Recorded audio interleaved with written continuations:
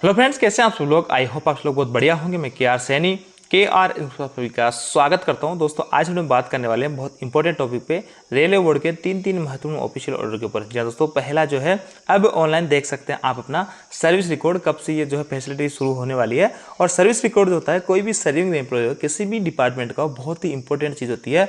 उस रिकॉर्ड के अंदर आपका फर्स्ट डे ज्वाइनिंग से लेकर आपके जो रिटायरमेंट तक की जो सारी चीज़ें हैं वहाँ पे लिखी रहती है। तो ये बहुत ही इंपॉर्टेंट डॉक्यूमेंट्स है और इसको आपको कभी देखना होता है तो आपको DRM ऑफिस वगैरह कई बार चक्कर लगाने पड़ता है, लेकिन आप जो है HRMS के माध्यम से इसको आप देख सकते हैं। इसके रिगार्डिंग बहुत इंपॉर्टेंट अपडेट जारी हुआ है और टेक्नीशियन के प्रमोशन को लेकर भी यहाँ पे लेटेस्ट अपडेट जारी हुआ है। साथ दोस्तों अब लेवल 2 भी बन सकेंगे कंट्रोलर जो होते हैं ट्रेन ऑपरेशन को जो है संचालित करते हैं या कंट्रोलिंग करते हैं।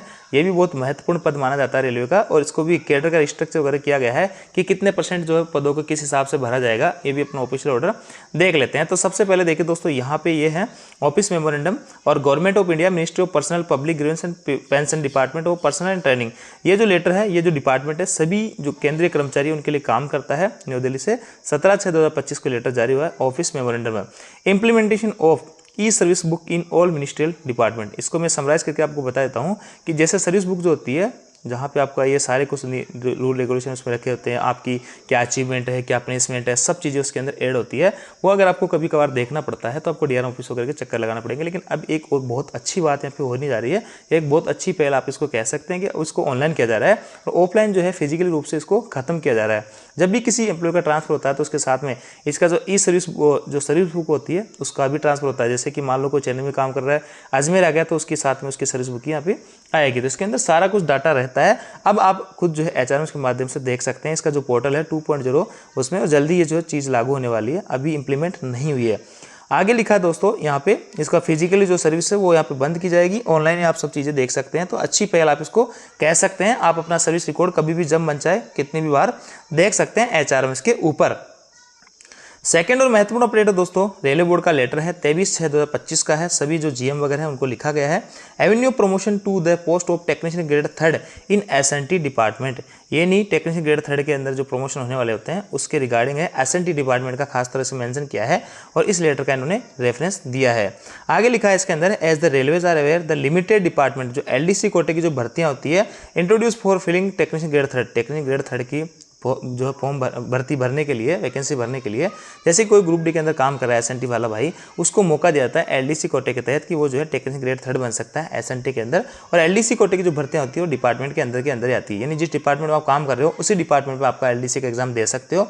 GDC का जो ऑल ओवर किसी भी डिपार्टमेंट के लिए आप अपर ग्रेड के लिए प्रमोशन ले सकते हैं एग्जाम देके। तो LDC कोटे की बात हो रही है। टेक्नीशियन ग्रेड 3 के जो है, जैसे कोई हेल्पर SNT के अंदर वो चाहता है कि मैं टेक्नीशियन ग्रेड 3 बनूँ, तो LDC कोटे के तहत ये भर्तियाँ भरने की जो है यहाँ पे रूल रेगुलेशन है इस लेटर के तहत। और इसकी जो है कुछ कंडीशन है, जैसे कि essential education qualification to be equivalent to the direct recruitment technician grade 3। जैसे इसके अंदर जो आपकी एजुकेशन क्वालिफिकेशन रहेगी जो डायरेक्ट रिक्रूटमेंट के अंदर मांगी जाती है टेक्नीशियन ग्रेड 3 के अंदर, वो होनी चाहिए। या फिर अगर कोई हेल्पर है, जैसे ग्रुप डी में कोई काम कर रहा है भाई, तो उसको 3 साल की कम से कम सर्विस करनी होनी चाहिए, या फिर जो है उसकी जो उम्र 45 साल से ज़्यादा नहीं होनी चाहिए। ये दोनों कंडीशन अगर फुलफिल होती है तो भी वो टेक्नीशियन ग्रेड 3 बन सकता है। इसके अलावा eligible condition shall be selected through selection, यहाँ पे सिलेक्शन प्लस ट्रेड टेस्ट दोनों के माध्यम से आपका सिलेक्शन होने वाला है फाइनल। और आगे लिखा है कि जब आपका सिलेक्शन हो जाएगा तो आपकी जैसे डायरेक्ट रिक्रूटमेंट होता है उसी तरह आपकी 1 साल ट्रेनिंग होगी 52 वीक की, जिसमें 17 वीक आपका JDIT में पढ़ाया जाएगा और 35 वीक की जो फील्ड में आपकी ट्रेनिंग होने वाली है। आगे बहुत इंपॉर्टेंट चीज़ लिखी है यहाँ पे, 3rd नंबर का जो पॉइंट है इसका करेक्शन किया गया है।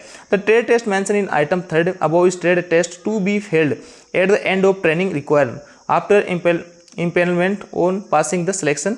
यानी सिलेक्शन जब आपका हो जाता है और ट्रेनिंग वगैरह हो जाती है, उसके बाद में आपको एक ट्रेड टेस्ट लिया जाता है। ट्रेड टेस्ट के अंदर एक बहुत इंपॉर्टेंट बात कही गई है कि आपने अगर ITI कर रखी है उस ट्रेड से, तो आपको जो यहाँ पे कोई एक्स्ट्रा ट्रेनिंग वगैरह करने की आवश्यकता नहीं होगी।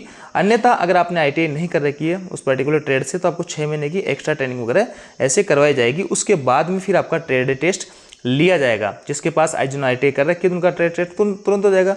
जिन्होंने सेम जो ट्रेड है उसके अंदर ITI नहीं कर रखी है तो उनका 6 महीने बाद में उनकी ट्रेनिंग वगैरह करवाई जाएगी। उसके बाद में जो है उनका दोबारा से ट्रेड टेस्ट लिया जाएगा। ये अपडेट है, बहुत इंपॉर्टेंट है। और SNT डिपार्टमेंट के अंदर खासतौर से टेक्नीशियन ग्रेड 3 बनने के लिए, ग्रुप डी से SNT वाले भाई टेक्नीशियन ग्रेड 3 में अगर बन रहे हैं तो उनके लिए चीज़ लागू होगी SNT डिपार्टमेंट के अंदर।